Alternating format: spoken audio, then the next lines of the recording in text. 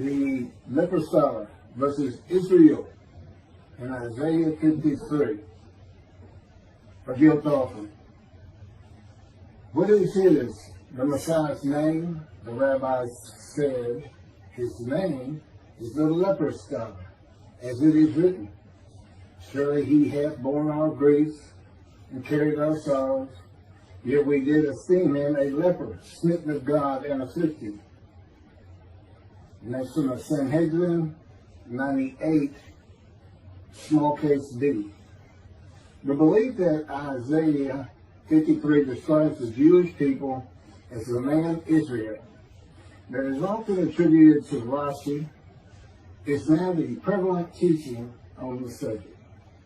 Rabbis Singer of Outreach Judaism is one of the most followed on the internet, and his analysis of Isaiah 53 being Israel.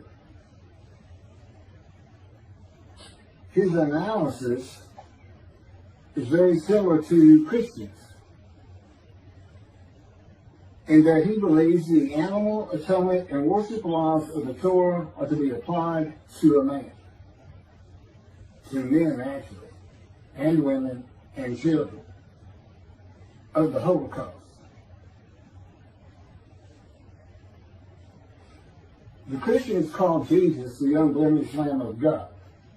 Rabbi Singer says the Jewish people who were murdered and slaughtered in the Holocaust were ram guilt offerings for the purpose which might prosper of having the Jewish people return to the promised land. That would be God's purpose that might prosper in chapter 53. Rabbi Singer's commentary from his midrash, Isaiah 53, Jesus or Israel, on Isaiah 53:10. This is posted on a Facebook page. The end of it says, share this with all your friends. In other words, anybody can use it. So, yeah. And everybody should know that, by the way. You can't just use something that's on somebody's site. But if you're given the authorization to CJ, it's okay, but you still can't perjure or slander them. I'm a lawyer. I don't practice, but I am a lawyer and I know these things. So, I'm just going to really deal with 53:10. I'm not going to go through his whole midrash or anything. It's the one verse that you can't just prove by physical evidence. He offered himself for guilt. You know, all you can do is take somebody's word for it that you did. Except there is a little bit more. In any event, I am going to read, this is in quotes, there's no, I didn't do anything, I didn't even make corrections with his background or anything. It's exactly as it is in his midrash in Isaiah 53 that he had posted on Facebook in his notes many years ago. I was a friend of his at the time. So I'm sharing it. I'm sharing 53:10, but I'm going to give my commentary on it, contrasting it with his commentary and the problems I see with that, which is not an unusual thing the Jews have always done, but in particular in the times of the Talmud, Rashi, Rambam, they were always writing about each other and what that person thought and this and that. So I'm going to read everything because it's in quotes, and I don't want someone to say I misquoted something, because I'm not. So he starts out and he quotes himself, 53:10. Hashem desired to oppress him, and he afflicted him if his soul would acknowledge guilt. He would see offspring and live long days, and the desire of Hashem would succeed in his hand. Then he quotes 53:10 from the Jewish Publication Society.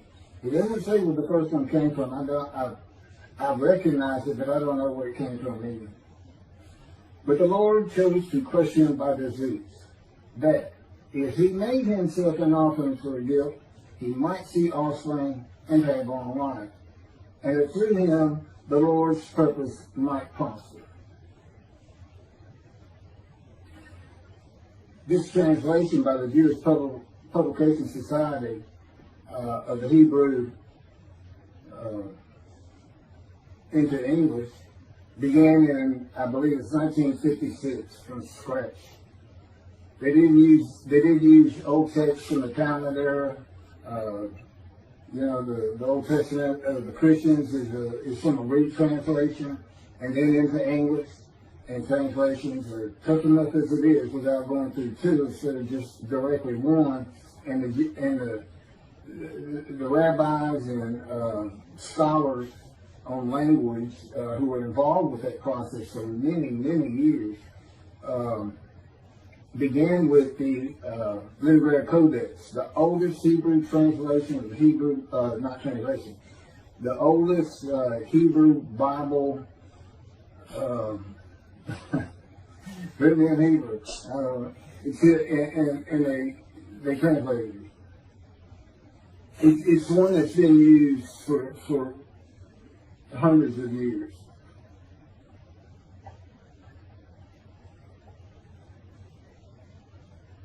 So then, after even these two verses of 53:10 from different sources, here's what he has to say. Not only are we stuck with the same God punishment, God situation here, as we were before, this one is even more perplexing. Yeshua was supposed to be the sinless, unblemished Lamb that died for your sins on the cross, and yet it states right here that if he would have acknowledged his guilt, he would see offspring and live long days. The JPS, Jewish Publication Society, rendering gives a little different twist to an already sticky situation. It says, parentheses, if this were referring to Yeshua, close friend, that the Lord chose to crush him by disease. I don't know if you can classify a cross as a disease or not, but I don't think hanging and being crushed are the same thing either. In fact, according to John's Gospel, not a single bone of Yeshua's body was broken. Of course, this is stated so he could be equated with the Passover lamb, and John is the only one that compares Yeshua to the Passover lamb. But how could this be speaking about eternal Israel? Very easy.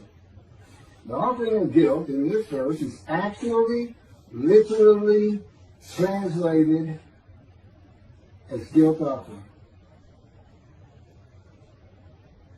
The significance between the guilt offering and the Holocaust is so astounding, even as grotesque of a thought as it is, I could not overlook it. The guilt offering is defined in Leviticus chapter 7, and goes something like this. The guilt offering is a fire offering in which all the parts are to go up in smoke, and the high belongs to the one making the offering. I mentioned before that during the Holocaust, Hitler not only burned Jews in the ovens of Auschwitz, but he also used their skins as lampshades and their hair as stuffing for pillows. He sacrificed these peoples on the altars of ovens and kept their hides as his portion, but not until he worked and starved them to death. So, after the atrocities of World War II, the Lord's purpose had prospered, because the land that was sworn to us is once again being inhabited by its rightful owners and is awaiting the final ingathering.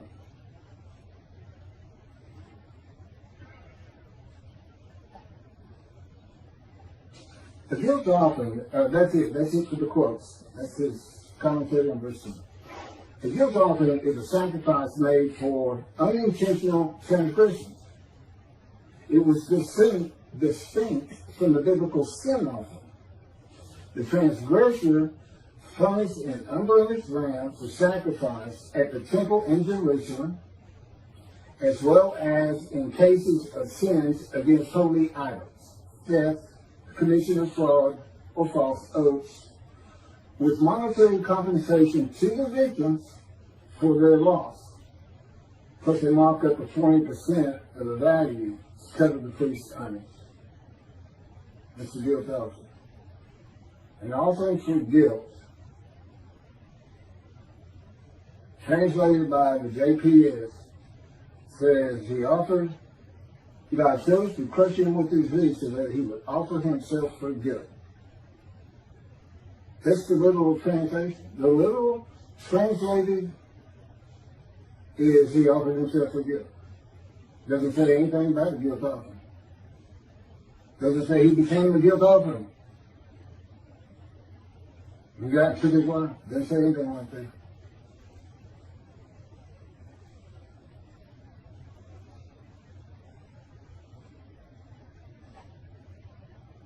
The Jewish people murdered in the Holocaust had not made any unintentional transgressions against Hitler and did not make monetary compensation to Hitler if they did. It is the people Israel that makes themselves an offering for guilt, and Rabbi Singer analysis, though he seems to be saying Hitler made a guilt offering to God of blemished rams.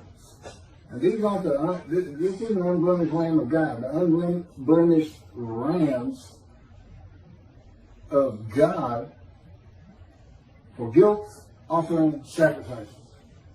These are all just regular people. Everybody has some sins in their life. So they technically, if this is what happened, I really can't figure out what he's done here. But I do my best. I try to keep an open mind. But you can't offer an animal in any of the offerings that's blemished, defective, sick, disease. You can't offer them. God won't accept them. And human beings are not a part of an animal sacrificial and atonement system. System of running. Running what sin is. Running, it can cost you. You might have to give up your prize to animal if you want to be forgiven by God. And it teaches you how to cook your food. It's a system he did away with through his prophets. Isaiah chapter 1, Amos, Psalms. He told the Jewish people. Not only did he say, do not sacrifice your children, which they were doing to a fire god all too often, but he told them, I no longer want your animals. Stop sinning is what it all boils down to. And this is even picked up in the book of Hebrews as a Christian. Basically, Jesus said, God no longer wants bulls and goats for sin. He has prepared my body to sacrifice for sin. The final sacrifice. His body prepared by God. I don't believe that any more than I believe God would accept a blemished Lamb of God, because, and I've already shown the video, you cannot deceive. It's written in the scripture with how he manipulated and lied and changed verses. He's a liar and a deceiver. He's a false prophet. He prophesied 5 times of his return and he never did it. And he even said it's going to be quickly, it's going to be quickly, it's going to be quickly. That's been over 2,000 years. But basically, it was his generation. When he was born, everybody alive at that moment is his generation. When they're all dead, his generation's over. They're all dead. He said, I preach you shall see me return. Sounds kind of vengeful, kind of like the movies you see with the fellow getting ready to be electrocuted and tells the one, I'm coming back. Harsher. You, the people of Caesarea, there are those amongst you who will see me return. And never did. You, members of my 12, there are those amongst you who will be alive when I return. And you never did. My favorite, Book of Revelation. The great story of destruction of all things, and Jesus comes, and the Jews that don't believe in him are not only killed, they're put in hell. Judaism doesn't even believe in a hell. If they don't believe in Jesus, well, why would you believe a liar, a deceiver, in a book of lies and deceit? People who believe in human sacrifice.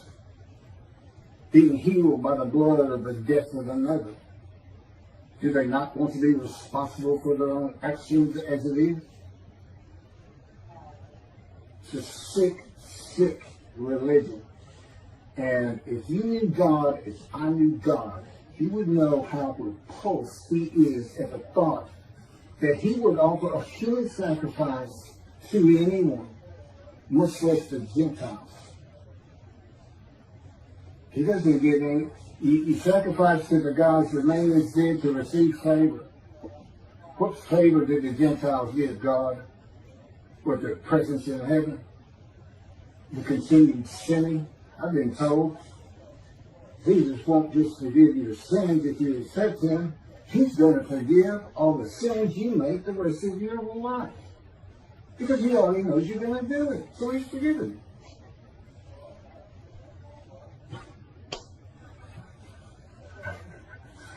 I walked out thinking to myself, I got carte blanche. I can go do anything. I accept this Jesus. But no, I don't accept Jesus. Indeed, I don't think he ever existed. I think he's a story. And I have good reason for that. But let's get back to God murdering his children. I don't think Hitler offered them. So here's these brands. Somebody had to offer them, so God's going to offer them. Not unlike he offered his son.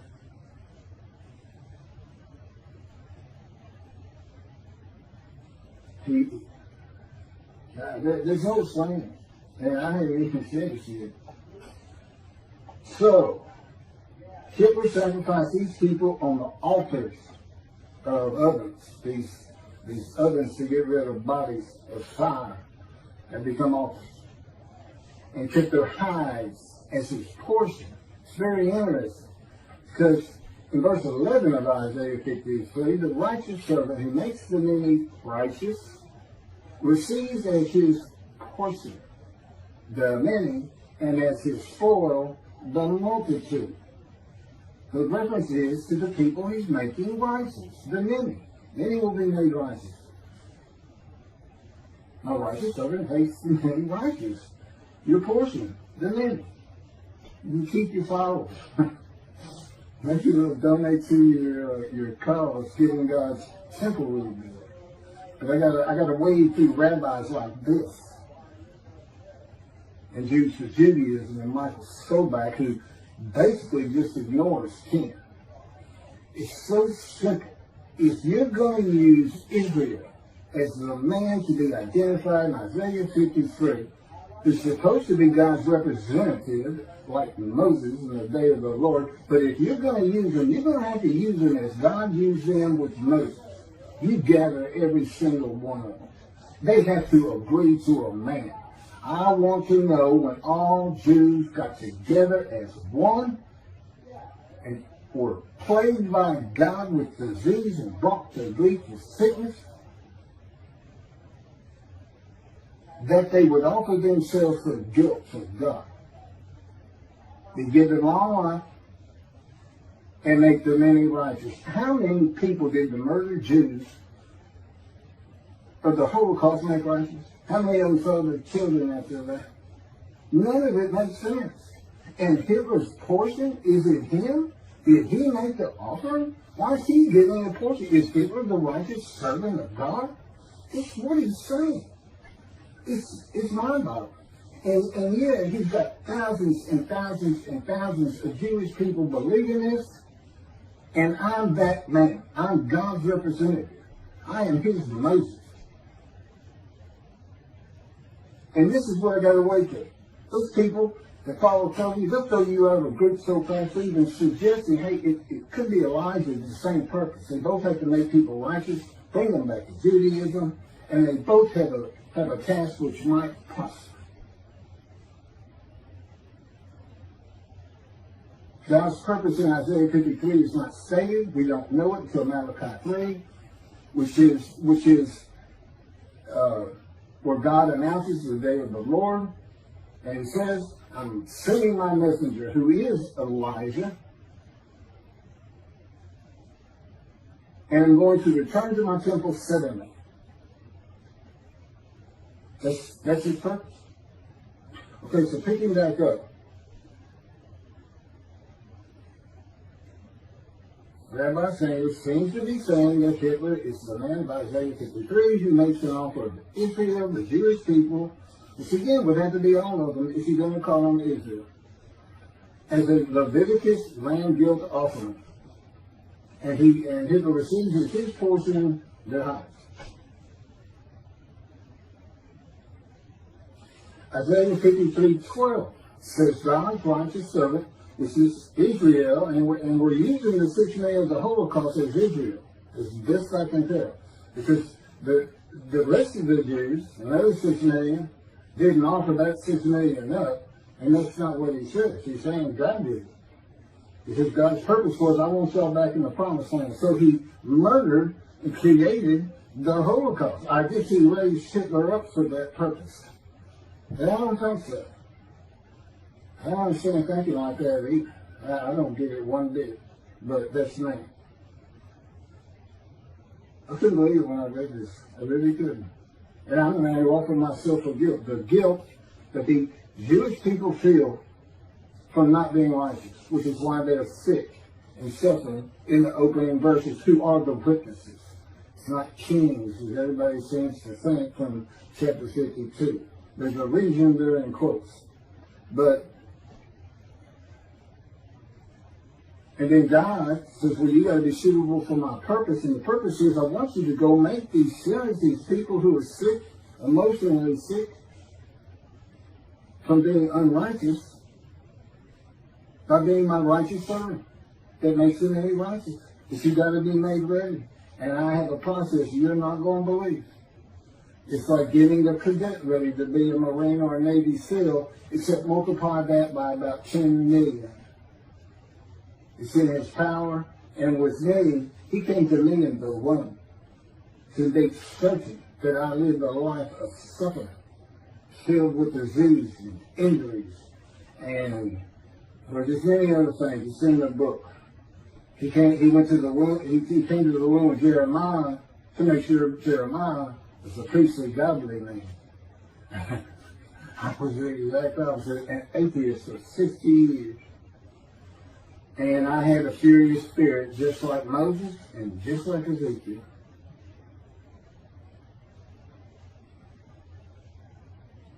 So, verse 12 of chapter 53 of Isaiah says, God's righteous servant is exposed to death.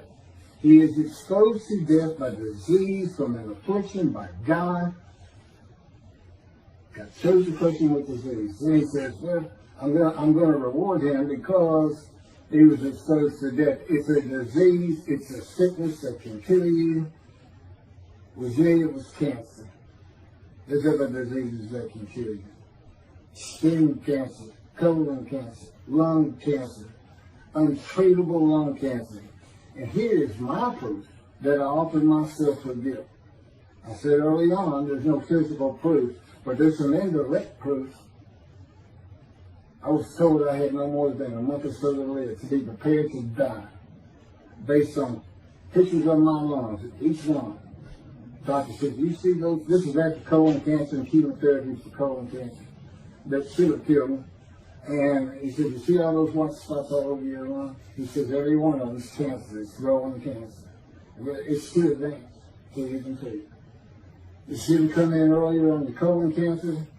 So everybody get checked if you think you might have a problem, or when they say you should go get checked. And he said, this spread quite a while back. I don't know why they hadn't already picked it up. They didn't pick it up until after the colon chemo. And I haven't seen the doctor since that day. Just walked out there and turned to die. Quit work. Just walking every day. I get stoned. It's just hard to say. In many ways, I guess I was in denial. They say that's part of it. I guess I didn't even think I was really going to die. And, for the most part. And that was when the planes hit New York. That's 20 years ago.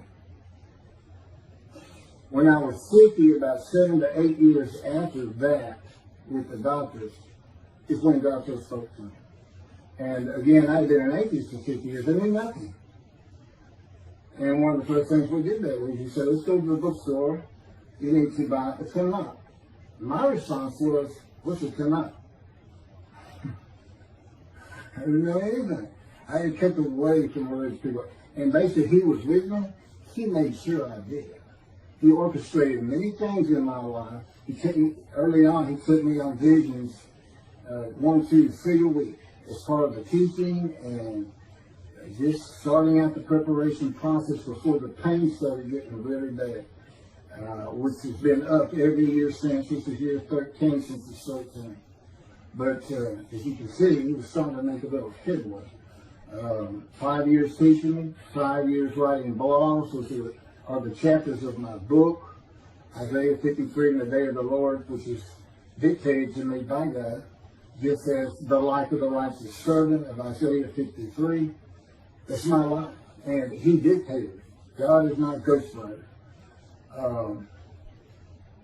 They're very interesting. And that's how I know all these things that all the great rabbis and the rabbis today didn't know about. That's not proof. Look at the proofs that Moses gave to the Israelites so they would believe that God had really sent him to have them released and brought back to the promised land. It's in the Torah. Moses says, who am I? I did the same thing. Picking back up with this, I'm getting there to the end of it. So, exposure to death, that's not dying. The righteous of Israel does not die from the sickness they were given. Now, I don't know in the Holocaust when they were plagued with disease, if everybody had to be plagued before they were gassed and shot. I think the answer is no. I mean, and then to go out and teach this no longer fits Isaiah 53, the man of the moon obstructs God.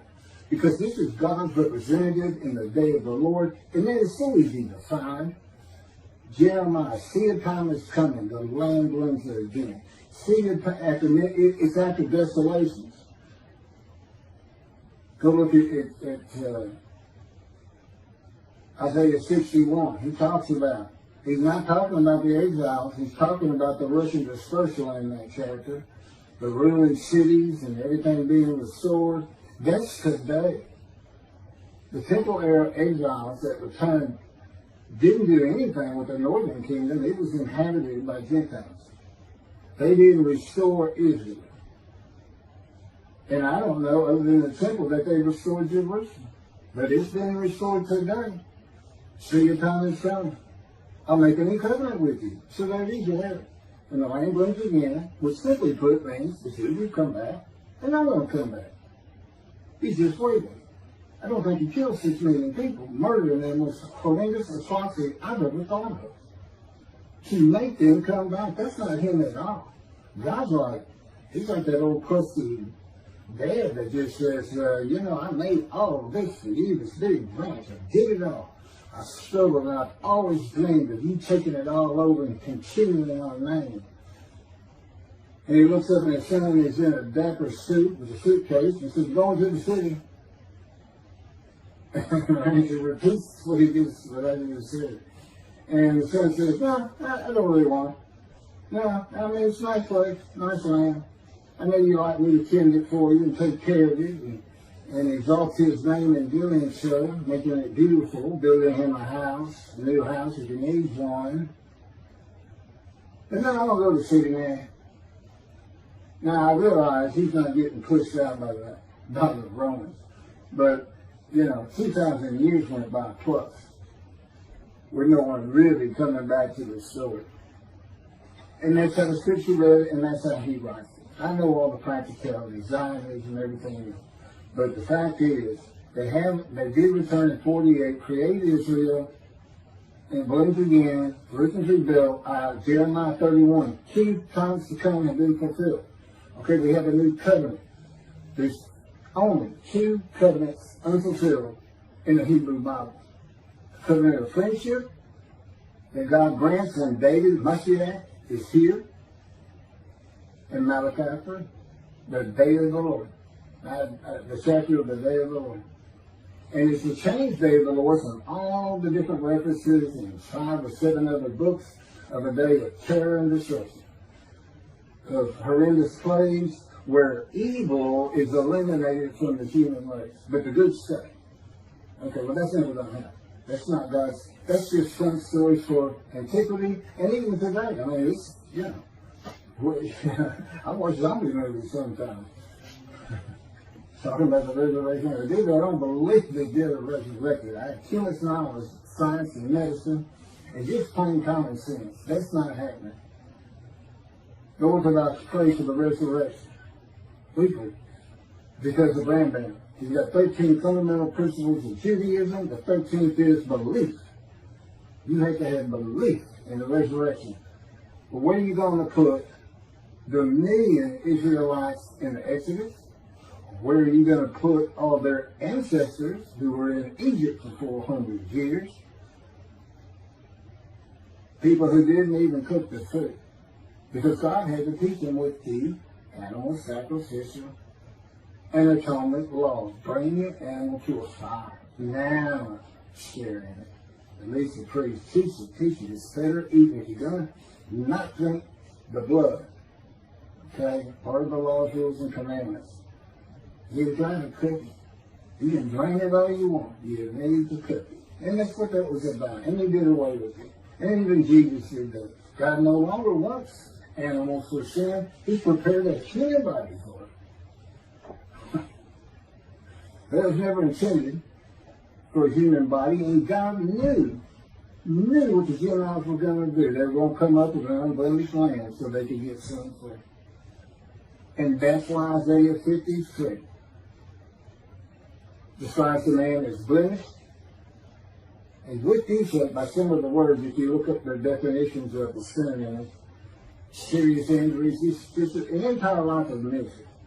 I am the man of Isaiah 53. I make every verse. My midrash will show you that. And so you have all these things that I'm talking about. Of course, they're in the book. I am the exact opposite of Jesus Christ. I am the blemish, deceived prophet of God. I'm not a lamb. I'm a man. I can't be used for the human sacrifice system if anybody's thinking about it. Because I'm the righteous servant of God. They think, oh, that'll be a good sacrifice. That'll be good. What I want to see, now that we all know the Jews are the righteous servant of God, all of them. It's 7 million in Israel, 7 million in America, and I don't know how many millions in Europe and across the world. I'll just say 14 million. When are they going to make the world righteous? They say they're the righteous servant. When have they made the many righteous and a multitude as one man is it? It's so far from being, it's just as far as Jesus Christ said. They have taken this concept, him, and Jews for Judaism, Michael Sobach and his cohorts, have taken this concept and this idea, and they can't back it up one bit, and yet they have convinced, because of their unique personalities, very, very jovial, very nice to listen to, very intelligent, but with false teachings, and thousands of Jewish people believe this. It's Israel. I can't even mention it could be Elijah, much less a Gentile. But that is exactly what God did so he could have his vengeance and vindication against Christianity by saying, you know what? My Isaiah 53 describes a Gentile. I come from Adam. I wasn't allowed to go through Adam with Moses. I come from Adam. In the Talmud, that's Christianity. The Sal and Adam. I'm coming from Christianity, and it says in chapter 63, and of the peoples, the Jewish people, the Jewish people, none are with him. Comes with the Gentile. And it's for his vindication against the Christians because he knew what they were going to do. And Jesus is a Jew. He can't fit it. He's not from the stump of Jesse.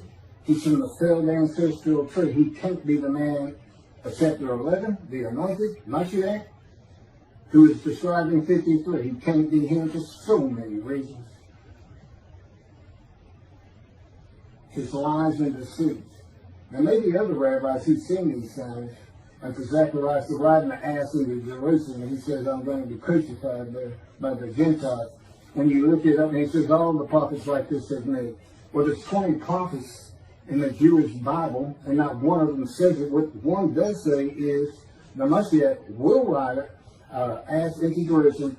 Basically means he's going to be a humble man that doesn't have to be created by me. God's making sure Moses ended up being the most humble man on earth. And I know why. It's because of how God treated him. But I got too much of David that I have to show in the purposes that I have. My spirit is still furious. But the good thing is, I don't feel the fury inside. He can have me talk like this, like I'm furious, and I'm fine. This stuff, I won't even hardly ever say anything. It's incredible. The stories I could tell people once this gets going, just sitting around there, for those who truly believe. And the evidence is overwhelming.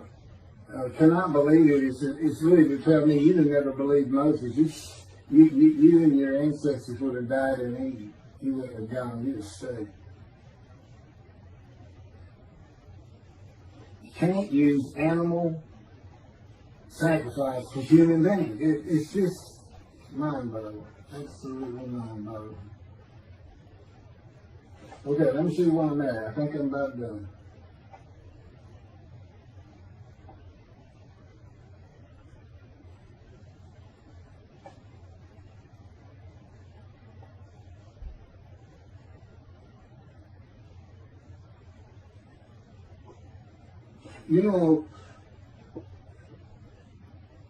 When Tovia Singer says in his commentary on 10, and I had this in quote, so I pulled that out from that. He says that this phrase, that if he made himself an offering for guilt, is interpreted by Rabbi Singer to be, quote, actually, literally translated as guilt offering. Now, he is very well known for interpreting the Bible of his own without using anybody else's translation. And his people listen to him all the time to see what the translations should be and how maybe the Christian Bible got things wrong, or even the Hebrew Bible. I don't think we've ever seen that. But in particular, a lot of these people are Christians who have converted to Judaism, or they are Jews who were Christians just by how they were raised, and then I guess Messianic Jews too sometimes. But they look at him for translations, and look at the words he uses. Talk about deceptive. Actually, literally, translated as guilt offering. The JPS, a panel of men who worked their lives at interpretation of translations, they didn't come up with that. Rabbis from Orthodox, Conservative, Reform, and then linguistic experts from universities, well-esteemed, well-pedigreed. And they don't say it's actually literally a guilt offering. And that's what God's saying, so let's use his animal sacrificial system. And in Tobia's case, let's offer up 6 million Jews. You see, none of that works. And people don't, none of it works. So what he's really saying is God just murdered 6 million Jews to scare them all back to the promised land. That's all he's really saying. Does anybody think God did that? I don't. I don't. I don't even think, when he says he put a plague against them in antiquity, that he really did it. I think the plague was just there, no different than the pandemic we're under. Well, much different, but that's just the way times were when you didn't have medicine, people didn't cook the food, and this and that, he would tell you. He said that I took credit for him to scare them. I had to scare these people to death. So it goes up to Moses. You go talk to them and come tell us what he says. We're all going to die. You feared God. But not to that. Even Judaism is starting to get into the Christian thing of God wants a personal relationship with you. Well, you better go back to the mountain if you think that's true. That's not who he is. You're starting to associate him as a human being. That you want a relationship, that doesn't mean he does. That doesn't mean he doesn't want to do the things he says he's going to do for his creation. He's got a different perspective. He's not human. He is an entity, a being in existence that does have emotions, but he's got absolute knowledge and absolute power. He thinks it, puts it in a vision, he wills it to be. There is a process which goes by with his elements of the unseen, primarily his power. You know, we have all this water on earth, and Moses' name was full from watching this and that. Do you know that there's tiny microscopic particles of water, H2O, in outer space? He drew it with his power from the far corners of the universe to his planet. He decides everything, and that's just the way it is. And he doesn't care for the fact that the rabbis have decided to stay in antiquity in the Dark Ages. And anything those people came up with which fit their world, but can possibly fit our world, they need to change. He expected more of them. They dismissed. This is the record. I'm bringing it for him. That he orchestrates every single word from my mouth.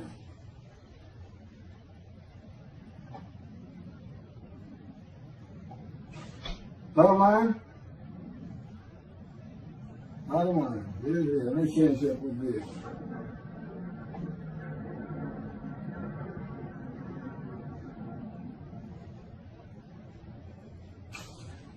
Who receives the long life? I want to know who receives the long life. Because it's not Hitler and it's not the victims of the Holocaust. Who receives the long life?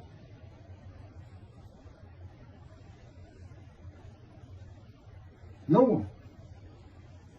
Would God accept an animal sacrifice of blemished humans from the Gentile Hitler? No. He wouldn't. He doesn't accept human sacrifice, period. Were the much less lamb sacrifices for guilt. For being guilty of destroying self, stealing self, theft, this and that. It's not the guilt we're talking about. This verb and adverb or verb and noun. This is the emotion guilt. They said they were sick. Okay, the man's called the righteous servant. What do you think happens? It's because they're sick, because they feel guilty of the sins they've made against God and in their lives and with their family. They told their family of having an affair. Anything. Those are the people who are sick, who need to understand that God does work people of little faith. That God does do what he says he's going to do, and he does it in the manner he's always done it. He selects a man. And to the day of the Lord, he described him. He knew how difficult it was going to be in this age of secularism, atheism. You know, tell me I'm an atheist. But he taught me up well. And after the 5 years of learning, the 5 years of writing, we had a little over a year to put the first book together, Isaiah 53 and the Day of the Lord. And then just recently, that was a year and a half or better ago, and then here just recently, he just all of a sudden had me write The Life of God's Righteous Servant, dictated it to me, and it didn't take 7 days to put it together, although I'm still tinkering with it, changing things, which makes me feel like I'm part of it. He does that for me. I always feel like I'm filled myself, still make mistakes and errors, this and that, but when I'm dealing with his stuff, I don't ever worry about it, because I know he's doing it perfectly as he wants it. Were the victims of the Holocaust crushed with disease? I don't think so. I've never heard such a thing. Are the 6 million murdered Jews of the Holocaust all the Jews gathered as one man? No. Did God murder 6 million Jews? No. Have the Jewish people as one man made the many multitude righteous? No. The 6 million murdered in the Holocaust